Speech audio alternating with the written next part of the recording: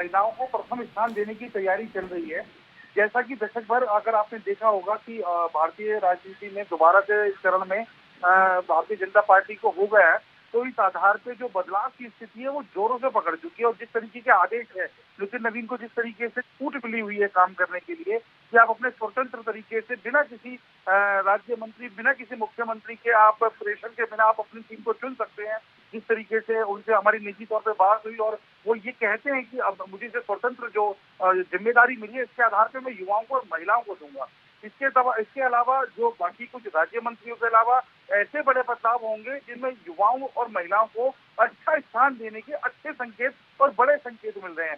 लेकिन बात राज्यपाल की जो बदलाव की बात है, इसकी मोहर जो है वो एक केवल एक चिट्ठी के तौर पे अपने जिसको बोलते हैं अपनी बात, अपना प्रस्ताव रख सकते हैं, परंतु ये मोहर वो तय नहीं कर सकते। लेकिन ये ड्यूटी भी उनको दी है, तो वो स्वयं इस स्तर पे आश्चर्य इतना बड़ा कार्य उनको दिया जा रहा है। तो खैर बहरहाल जो बदलाव की बयार है उसको अंजाम देने के लिए नवीन नितिन निकल चुके हैं और उनको जिस तरीके की जिम्मेदारी मिली है और पूरे भारतवर्ष में उनको जो युवा और महिलाओं को उनको बढ़ाने के लिए और नए टीम के कार्यकर्ताओं को काम आगे जो पद देने के लिए वो जो कार्य कर रहे हैं, उससे हमें एक आश्चर्यचकित करने वाला जो है निर्णय मिलेगा। जैसा कि अगर आप भारतीय जनता पार्टी की बात करेंगे तो वो कौन से मुख्यमंत्री को किस पद को कहां पहुंचा देते हैं वो देखकर खुद स्वयं नितिन नवीन ने ये कल्पना नहीं करी थी कि वो जो है राष्ट्रीय अध्यक्ष बन पाएंगे।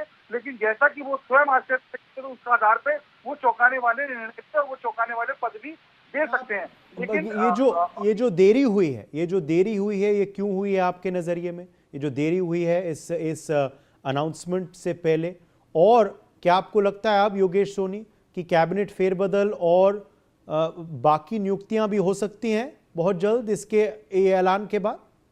जी निश्चित तौर पे, जैसा कि आपने कहा आपके प्रश्न में उत्तर, विलंबता हो गई है। वो उनका कारण निजी तौर पे क्या है वो तो दल के एक आंतरिक बात हो सकती है। लेकिन हाँ, जो हम बदलाव की बात कर रहे हैं उसमें कई लोग लेफ्ट राइट है, और जैसा कि मैं तीसरी बार फिर एक बार ये बात कहना चाहूंगा, इसमें बहुत युवाओं को और महिलाओं को प्राथमिकता देने की बात हुई है, जो पहली बार मुझे लगता है कोई भी पार्टी कर रही है ऐसा। क्योंकि आश्चर्यचकित और चौंकाने वाले चेहरे की तो बात अलग है, परंतु युवाओं और महिलाओं को बढ़ाने के लिए जिस तरीके से नितिन नवीन ने हमसे कहा कि हम इस बार युवाओं को और महिलाओं को जो स्थान देने वाले हैं वो कहीं ना कहीं चौंकाने वाले हैं। और महिलाओं की संख्या को बढ़ाने के लिए जिस तरीके से नितिन नवीन के ऊपर एक तरीके से आदेश है या उनको पालन करना या उनको स्वतंत्र छोड़ा गया, तो महिलाओं को स्थान देने वाली जो बात है वो कहीं ना कहीं इस बार भारतीय राजनीति में और भारतीय जनता पार्टी के परिवेश में वो नया और कुछ कीर्तिमान करने वाला मुझे लगता होने वाला है इस बार। जी बिल्कुल, शुक्रिया योगेश सोनी हमारे संग जुड़ने के लिए। आगे बढ़ते हम, कुछ और इस वक्त बड़ी जानकारी हमें मिल रही है। The National Testing Agency has ordered a re-examination for 3 UGC NET June 2026 subjects, English, Commerce and Sociology, after a committee found multiple errors in the question papers. The re-examination for English and Commerce will be held on 9 September, while Sociology will be conducted on the 10th of September. Atul Ranjan joins us from on this story. Atul, give us more details about why these retests have been ordered by the UGC. Well, in last week of June, the NTA conducted the examination for UGC NET. But what we're given to understand is that several subject papers, in fact, in English, Commerce and Sociology, these are the 3 papers of which, the NTA received several complaints regarding errors in these papers. Now, following which NTA also formed a committee to inquire and look into these errors and the complaints that they were getting. Now, the committee found out that these papers of English, Sociology, as well as, Commerce, has many factual, typographical, translation errors, misspelled names of books, scholars. All of this, there were a lot of basic errors, grammatical errors as well. All of that, those errors were indeed found out to be true, and that is when NTA decided that these papers certainly do not meet the standards that the NTA has set for themselves, and these are not really defect-free to consider a fair and transparent evaluation, and that is when the NTA has decided to reconduct these examinations. It has in fact also put out the date for these re-examinations with English exam being reconducted on 9 September, and same for Commerce as well, while Sociology paper will be done on 10th September.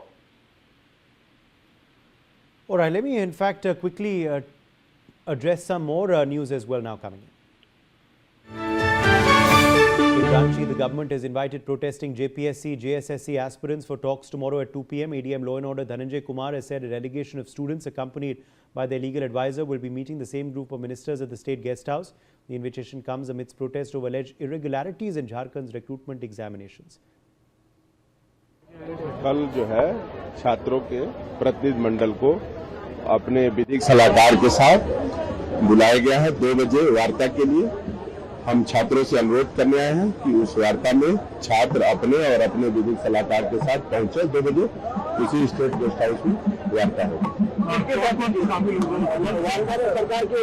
सरकार की तरफ से वही जो पूर्व में सभी मंत्री जी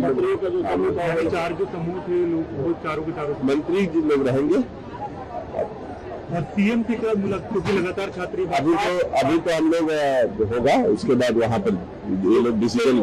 सर एक जो बात हम लोग छात्रों की जो मांग थी कि मुख्यमंत्री से वार्ता होगी, मंत्रियों के दोनों के साथ वार्ता हम लोग वार्ता होगी कल वही स्टेट गेस्ट हाउस में।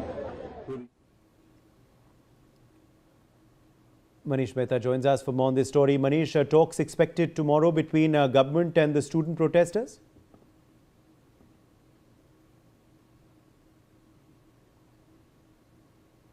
मनीष, क्या आप मुझे सुन पा रहे हैं? लगता है मनीष से हमारा संपर्क टूट गया है, मगर ये बड़ी खबर आ रही है। Tomorrow, 2 p.m. talks will take place between government and the protesting students. So the protesting JPSC, JSSC aspirants have been called for talks tomorrow at 2 p.m. ADM Law and Order Dhananjay Kumar has confirmed this.